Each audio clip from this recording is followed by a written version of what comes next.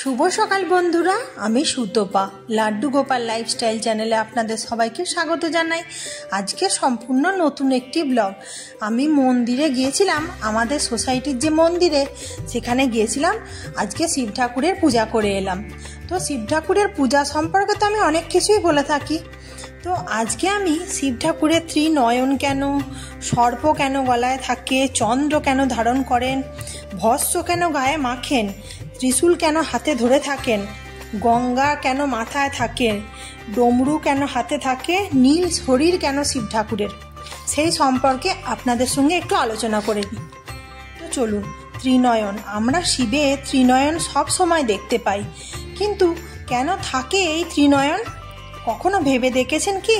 আসলে আমরা আমাদের চোখ দিয়ে যা কিছুই দেখি তা সবই হলো অনিত্য এবং ভ্রম মাত্র, যা প্রতিনিয়ত পরিবর্তন হয়েই চলেছে। আর ত্রিনয়ন হলো অন্তর্দৃষ্টির প্রতীক। আর অন্তর্দৃষ্টি দিয়ে আমরা নিত্য সত্যকে জানতে পারি এবং ভগবানের সন্ধান লাভ করতে পারি। ত্রিনয়ন দ্বারা শিবজি আমাদের এই সংকেতটি দিয়েছেন। সর্প হলো জাগ্রততার প্রতীক।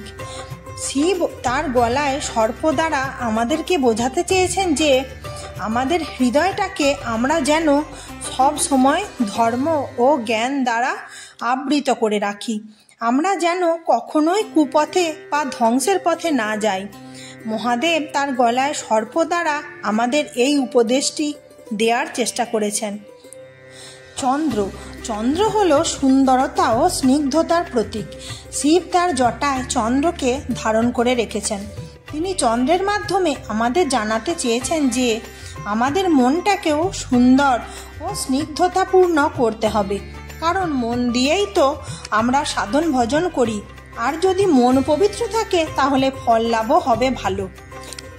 ভস্ম, এটা সত্যি যে আমাদের জীবন একদিন না একদিন ভস্মতে পরিণত হবে, আর এই জগতের সমস্ত মোহ মায়া ছেড়ে চলে যেতে হবে। আজ আমরা যে জিনিস নিয়ে খুব বেশি চিন্তিত থাকি, আগামীকাল তা কোনো কাজেই লাগবে না, সব কিছু ভস্ম হয়ে যাবে। বেঁচে থাকবে শুধু মানুষের ব্যবহার এবং কর্ম। তাই জীবনের যে কোনো পরিস্থিতিতে সৎ ব্যবহার এবং সৎ কর্ম করাই উচিত। ত্রিশূল অর্থাৎ প্রকৃতির 3 গুণ। শিব ঠাকুরের হাতে ত্রিশূল অর্থাৎ প্রকৃতির 3 গুণ শিবের নিয়ন্ত্রণে থাকে, যথা সত্যগুণ, রজগুণ, তমগুণ। আমরা সবাই এই 3 গুণের অধীনেই থাকি।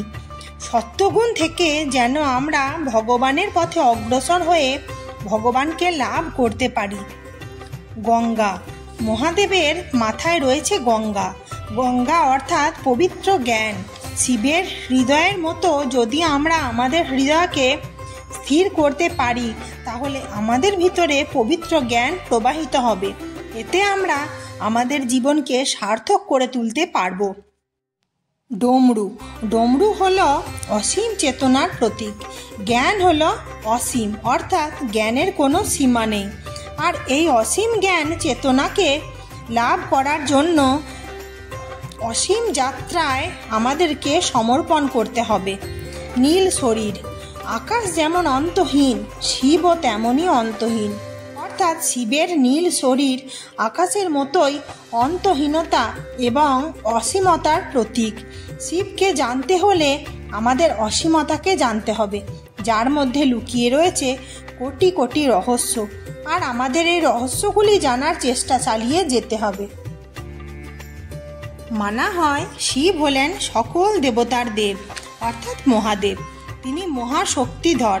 আবার শিব হলেন বৈষ্ণবদের মধ্যে শ্রেষ্ঠ বৈষ্ণব। শিব হচ্ছেন সবার গুরু। তার কাছে কৃষ্ণপ্রেম, ভক্তি, আধ্যাত্মিক জ্ঞান সব কিছু পাওয়া যায়, যা এই জগতের সব থেকে বড় আশীর্বাদ। আমরা মানুষরা দেবাদিদেব মহাদেবের কাছে বহু কিছু কামনা করে থাকি, কিন্তু দিব্য জ্ঞান কেউ কামনা করি না। মহাদেব বলেন, কৃষ্ণভক্ত আমার কাছে খুব প্রিয়। যারা আমার পূজা করে, আমার ধ্যান ও তপস্যা করে, তাদের থেকে কৃষ্ণ ভক্তদের আমি বেশি ভালোবাসি। আকাশ যেমন অন্তহীন, শিবও তেমনই অন্তহীন। শিবকে জানতে হলে আমাদের অসীমতাকে জানতে হবে, যার মধ্যে লুকিয়ে রয়েছে কোটি কোটি রহস্য। আর আমাদের এই রহস্যগুলি জানার প্রচেষ্টা চালিয়ে যেতে হবে।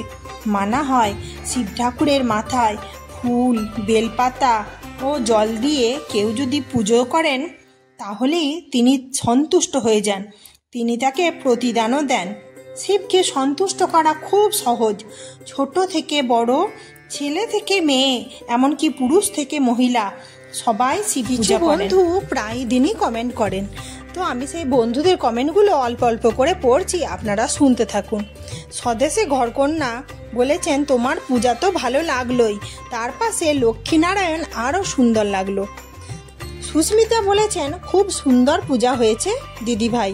প্রমিতা বলেছেন, আমরাও একাদশীর ব্রত করি। সোনামণি বলেছেন, গোপাল সোনার সিংহাসন অপূর্ব সুন্দর হয়েছে। লাভলি বলেছেন, এত ভালো লাগলো আপনার পূজা, মন দিয়ে দেখলাম। গোপাল অ্যান্ড রাজ বলেছেন, আপনার পূজা অসাধারণ, আমি প্রত্যেক দিন পূজা দেখি আপনার। পদ্মা চাউলিয়া বলেছেন, খুব ভালো লাগলো। আরাত্রিকা বলেছেন, আন্টি আপনার পূজা আমি আমার মা সবাই মিলেই দেখি।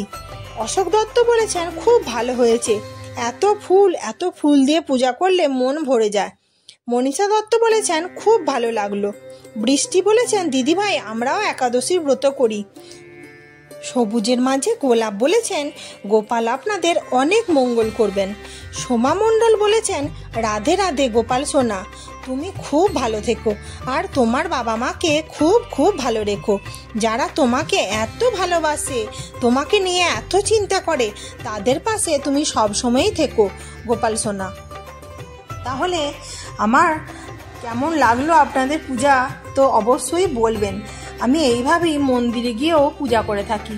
সমস্ত কিছু আমি বাড়ি থেকে জোগাড় করে নিয়ে যাই, আমার তো কাছেই মন্দিরে যেয়ে আমি এরকম করে পূজা করি।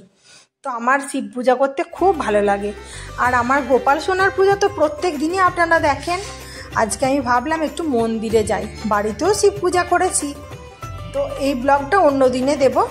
আর আমার বাড়িতে শিব পূজা কীরকমভাবে করি, আর শিব পূজাতে কি মন্ত্র বলতে হয়, কি পদ্ধতি অবলম্বন করতে হয়, সবটা আমি ডেসক্রিপশন বক্সে শেয়ার করে রাখবো, আমার শিব পূজার মন্ত্র সহ।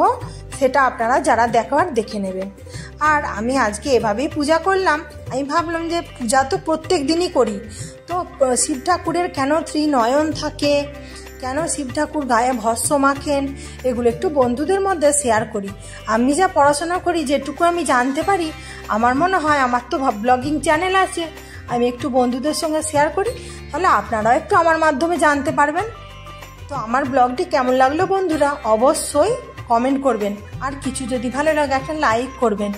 আর আমার নতুন বন্ধুরা আমার চ্যানেলটি সাবস্ক্রাইব করে আমার পাশে থাকবেন। আর আমার যেই বন্ধুরা আমার রোজের ব্লগ দেখেন, তাদেরকে অসংখ্য অসংখ্য ধন্যবাদ আমার পাশে বন্ধু হয়ে থাকার জন্য। আজ তাহলে আসি বন্ধুরা, আবার দেখা হবে নেক্সট একটা ভালো ব্লগে। ততক্ষণ পর্যন্ত সবাই সুস্থ থাকবেন, ভালো থাকবেন। আর অবশ্যই কমেন্টে জয় শিবশম্ভু লিখতে কেউ ভুলবেন না। তো চলুন, জয় শিবশম্ভু।